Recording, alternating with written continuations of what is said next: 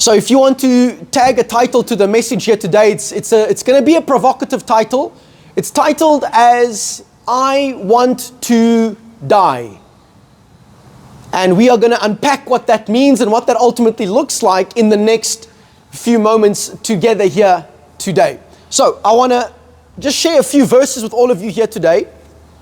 And the bigger concept that I want to share regarding the title is that the more, and it's very important that you listen, the more you die, the more you live.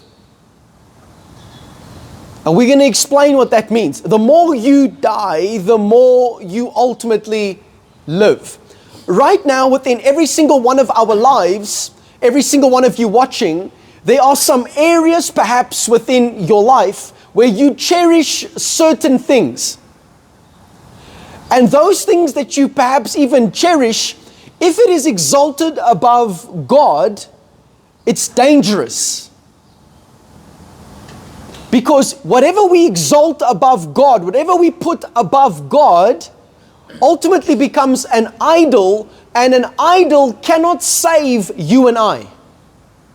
An idol cannot deliver you and I. And what I want to talk about also as we dive into this concept together here today is the whole idea also regarding blessing and blessed, what it means to be blessed. So for example, if you see someone who is driving a nice fancy car, or who is living in a beautiful gated community, or whose kids are in private school, we will then probably begin to label that person as blessed, solely because of maybe the things that they ultimately have. But this is the piece. There are some people that have the nice things, that have the houses, that have the cars, but God doesn't call them blessed. And then there are other folks who perhaps don't have things at that extravagant level, whom God actually calls blessed. Because just because someone has status, just because someone has got money, just because someone has got power, just because someone has got influence, doesn't automatically mean that they are blessed. And the only thing that matters is whether or not God is calling you blessed. That's what matters. People can label you as blessed, but how many of you know that people can be deceived? So the only thing that matters is whether or not God is the one that's actually calling you and I blessed. Now, what's amazing is that within the scriptures, when Jesus Christ is busy proclaiming the truth to the people, as he's busy sharing how the kingdom ultimately operates, he gives us an indication of what it looks like to be blessed.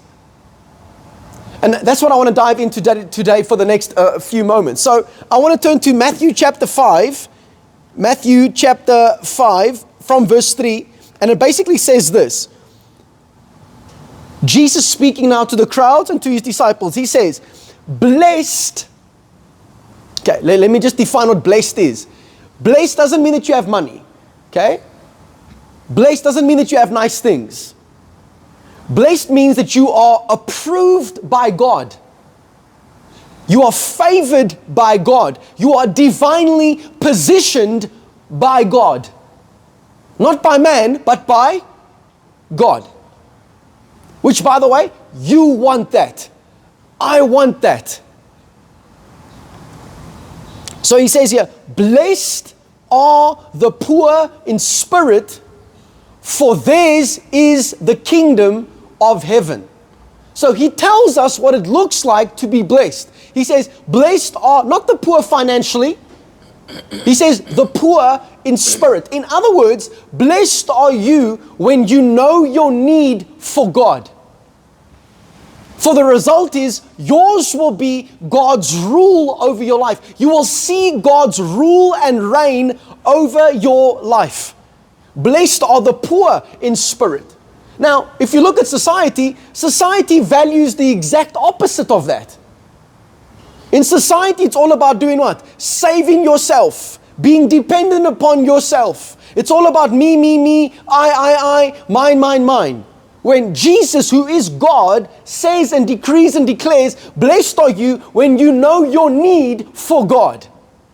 For when you are in that place, you will see God's rule over your life. You'll see God's hand over your life. You'll see God's power over your life. You will see God's influence over your life. There's a erroneous statement that is made in the world today, which is that it says that God helps those who help themselves. The only problem is God never said that. Man said that. In fact, with God is the whole thing of humility. As I humble myself, He says what? He will exalt me. When I know my need for God, you will experience a completely different way of doing life. And according to God, that's what blessed looks like. Again, we were talking off camera regarding the Soccer World Cup and what's busy happening there. What's amazing about soccer, what I personally appreciate about soccer, is that there is a purpose. There is an intent. So for example, with those 22 guys on the field over there, they are not just running around aimlessly. What are they doing? They are trying to take that round ball and put it where? Into the stands. No, into the target, into the back of the net.